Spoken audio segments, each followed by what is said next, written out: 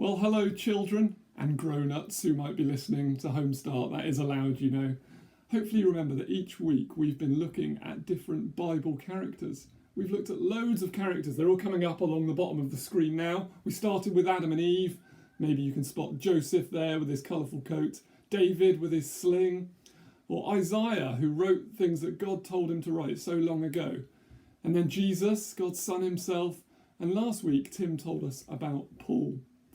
Well, this week I've had a message about the character that we're learning about this week. And here it is. But I've tried and I can't read the message. I just can't understand it. Does it say Jesus about news good the? It just doesn't make any sense. What do you think I should do? Turn it round? Okay. But then I can't see it at all. Oh, turn it the other way. Like that. Philip told him the good news about Jesus. That means we must be learning about Philip. Our story this week must be about someone called Philip.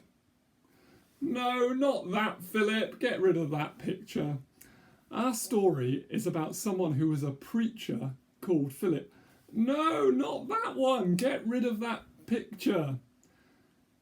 We're going to learn all about Philip. Right, final time. Get rid of that picture. This story is about the Philip from the Bible. We're going to pretend that this is Philip. There he is. I don't know what he looked like really.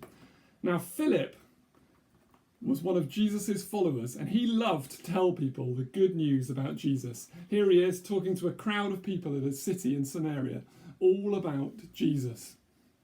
Now, as he was doing that, an angel appeared to Philip and told him to go south on the road to Gaza, out onto the desert road. Now, I wonder whether Philip heard that and thought, why do I have to go out into the desert when I can do so much good here and tell so many people about Jesus? But he was obedient to what the angel told him, and off he went onto the desert road towards Gaza. So let's get rid of these people. And as Philip was walking along on the desert road, he saw a chariot. Here comes the chariot. Can you see that? Oops, the person's fallen out of the chariot. There he is. And in the chariot was this man. Now, this man was an important official. He was responsible for looking after the money of a queen of a country called Ethiopia. So he was an Ethiopian official. And he was riding in the back of this chariot, having gone to Jerusalem to worship, and he was on his way back home. And as he was riding in the chariot, he was reading a book. The book he was reading was Isaiah. Have you heard of the book of Isaiah? Isaiah was one of those characters we studied. And he came a long time before Jesus, and he wrote down the things that God told him to write. Now, just as Philip was walking along and he saw this chariot, the Spirit said to Philip, run up alongside that chariot and stay near it. So the chariot was going along, and Philip ran up alongside it. He must have got out of breath doing all that running. And as he got near it, he heard that the Ethiopian official was reading the book of Isaiah. And he heard this was what he was reading. He was reading it out loud, and he said, he was like a sheep that is taken to be slaughtered, like a lamb that makes no sound when its wool is cut off. He did not say a word. Huh? I don't get it. The Ethiopian official didn't understand what he was reading. So Philip continued to run alongside. Do you understand what you're reading? How can I, unless someone explains it to me? The man said. And then he said, Philip, jump up into my chariot and help me understand. So Philip jumped up. Whoops. I don't think the Ethiopian official fell out, really. And Philip, starting with that very passage of Isaiah that the Ethiopian official was reading, started to explain to him all about the good news about Jesus. Now, maybe you think, that's strange. If Isaiah came so long before Jesus, how can it be all about Jesus? Well, that's the amazing thing. All of the Bible, the bits before Jesus point forward to Jesus, and the bits after Jesus point back towards Jesus. It's all about Jesus. So the Bible says that Philip told the Ethiopian official about the good news about Jesus. We don't know exactly what he said, but I think if he was starting with that passage, he probably told him about how Jesus died for us. That passage was saying that someone was like a lamb that was slaughtered, like a sheep that was sacrificed, that was killed in someone else's place. And that's just like Jesus, isn't it? Jesus was killed in our place. We've all done things wrong that deserve punishment. But the Bible says that Jesus took that punishment for us, that when he died for us, so that we can be free. And then he rose again, and he's still alive now so that we can have new life with him.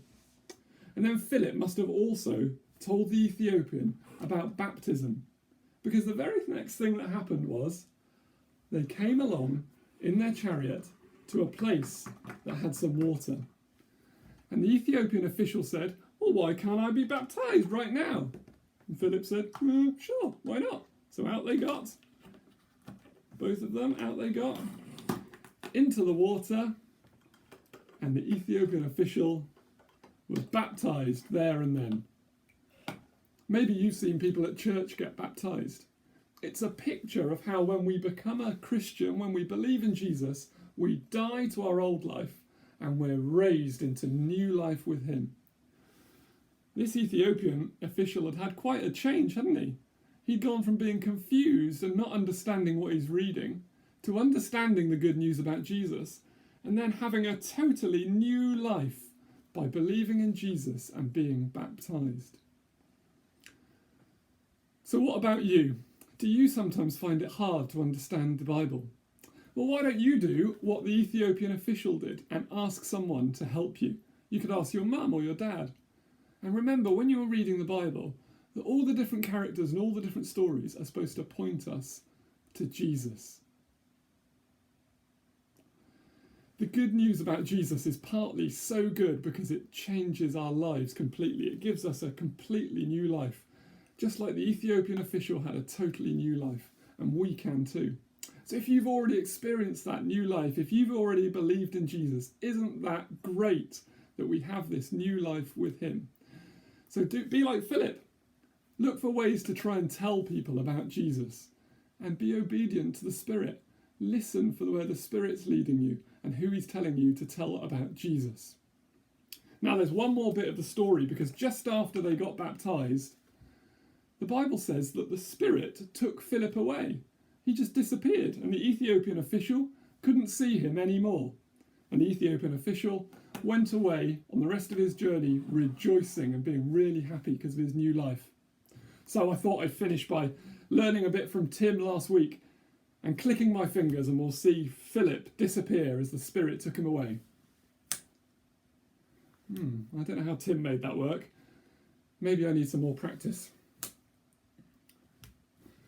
Perhaps I'll do it louder. I think I better keep practicing this. I'll see you next week.